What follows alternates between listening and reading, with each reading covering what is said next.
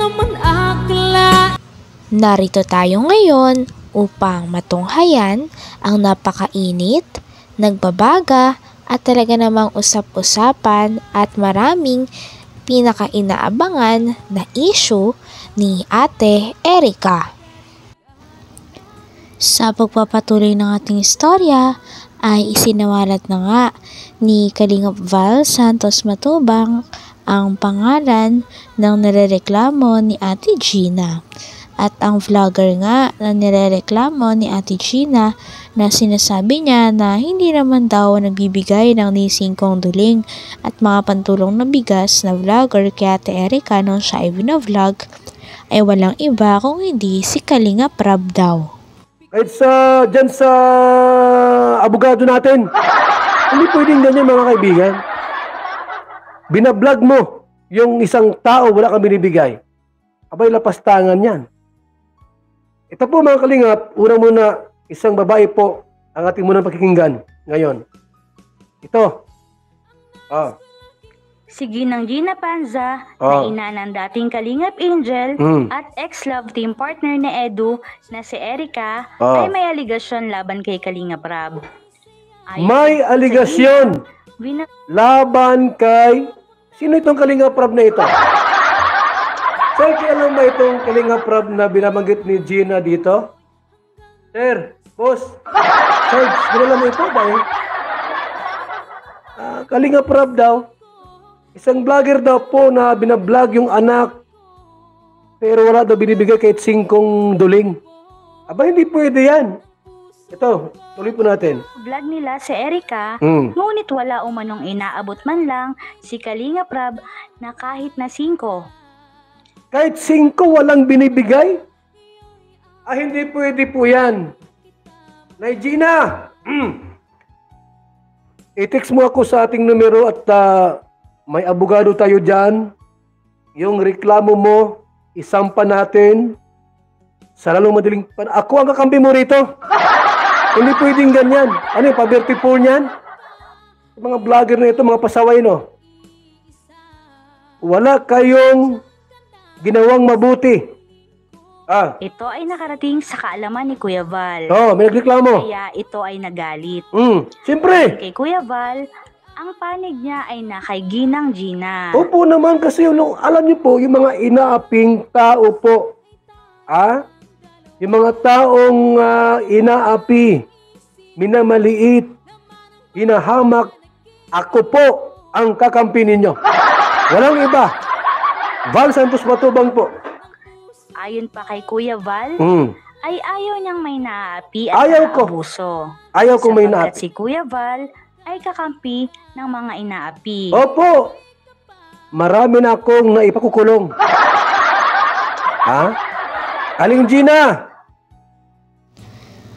Talagang nakakagulat nga ang aligasyon na ito dahil sa vlog nito ay sinabi na nga ni Kalingap Val Santos Matubang na nagre-reklamo pa daw ang mama ni Ate Erica kay Kuya Rab. Ito daw ay dahil ilang beses daw vinlog ni Kalingap Rab si Ate Erica nung time na pinalove team pa daw nila si Ate Erica kay Kuya Edu. At isiniwalat nga ngayon ng mama ni Ate Erica na wala daw palang nakukuhang pera doon o bayad si Ate Erica sa lahat ng mga pag-vlog nila sa dalaga.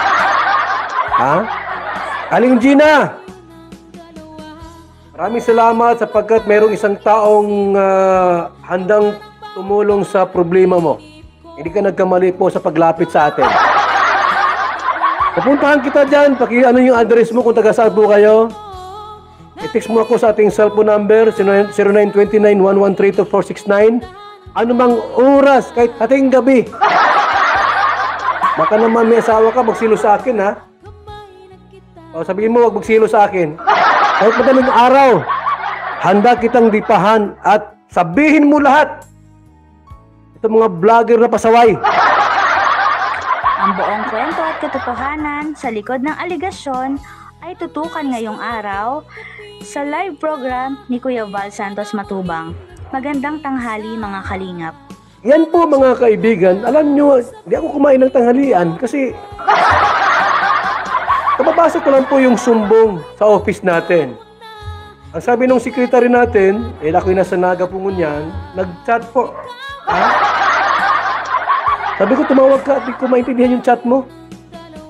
Mayroon na pong nagreklamo sa office natin, yan po sa Daet, sa Magang, Barangay Magang.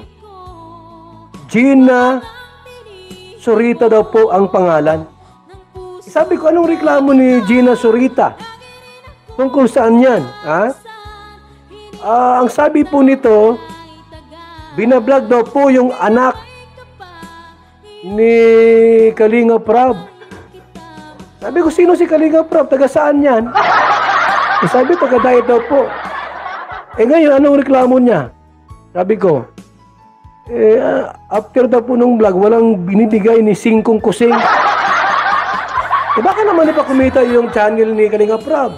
Mataas na po ang views. Aba, hindi po ito yan. Dapat po kahit malamang pangkapi-kapi, pang tinapay po yung magbigay man lang kahit isang gatos. 200, wala nga pong binibigay si Kalinga Prab. Ito po yung video po, ha? Ito, yung video po mga kaibigan. Para malaman natin ang buong katotohanan. Madami nga ang nagulat dito dahil hindi nila inaasahan na ang tinutukoy ni Ate Gina ay walang iba si Kalinga Prab. Kilala nga natin si Kalinga Prab na anak ni Kalinga Val at isang sikat ng vlogger ng buong Kalingap. Talagang medyo seryoso ang usapin na ito dahil nadamay na nga ang pangalan ni Kalinga Prab sa issue na ito. Pagpatuloy ang video ito sa mga Kalingap Angels 27. Ito po ang aking sekretary. Ayan. Si Kalingap Angels 27. Makinig tayo muna sa kanya. nanay ng dating beneficiaries ni Kalinga Prab, ipinahiya si Kalinga Prab. Bakit? At sinabing walang natanggap na pera kahit piso. Oh? Wala daw pong natanggap si Erika kahit piso. Ay hindi maganda yan, Kalinga Prab. Kuripot, dapat pagka nag-vlog ka ng isang tao po, kinokontent mo yung tao, kaya dapat kahit malamang pang tinatinapay, pang soft drinks, magbigay naman kayo.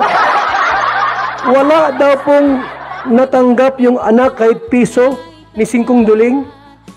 So, yan po yung ating pag-uusapan po mamaya mga Kalinga. Pero bago po natin ipagpatuloy ang video ito, sa mga bago pa lang po sa aking muntik channel, huwag po natin kalimutang suportahan ang ama ng Kalingap, Kuya Val Santos Kasali!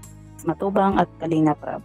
At paunawa po muna ang full video bago mag-comment para malaman ang nilalaman nito.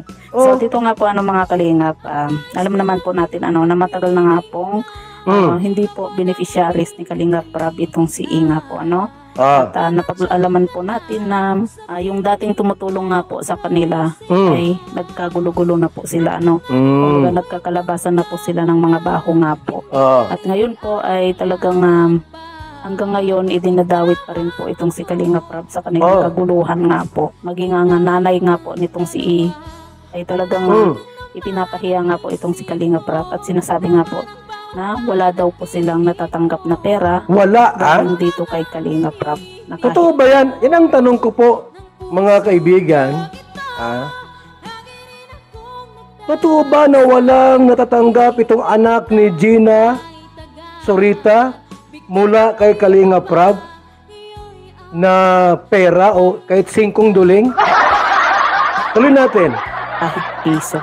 Ito po mga Kalingap, pakinggan po muna natin ang maikling video clip bago po natin ipagpatuloy ang reaction na ito. Okay, tuloy mo lang. Wala po kami nakawakan ng pera dyan kayo. Hanggang dito na lamang muna ang ating napakainit, nagbabaga, pinakainaabangan at usap-usapan na latest issue ni Ate Erika. Maraming salamat sa inyong panonood. Hanggang sa muli. Bye!